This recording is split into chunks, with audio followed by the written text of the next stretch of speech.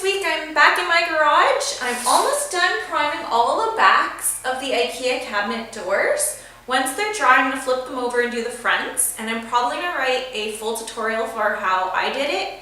I mean, you can search online, there's a lot of tutorials how to paint cabinets, but I think I'm going to be doing a couple different ways, and so I'm gonna compare and see the different types, whether you sand it, don't sand it, you know, how much primer, stuff like that. So stay tuned for that. The progress in the basement is slow moving still, so we are definitely going to be extending our kitchen renovation by a couple of weeks, unfortunately.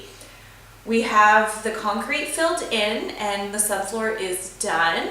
We just have to wait on the furnace and the HVAC work before we can actually get the drywall up. This should have been done a while ago, and if you read the blog post this week, I'll have some handy tips on what to do if you are planning a renovation, especially if you're working on these big three. And what I call the big three is the plumbing, the electrical, and the HVAC. So if you have to deal with those, it's not something that I would suggest you DIY. Definitely check out those tips and see what we did and why it's taking us so long. Thanks for watching. And tune in next week and hopefully in a couple more weeks when we finish the kitchen. Bye.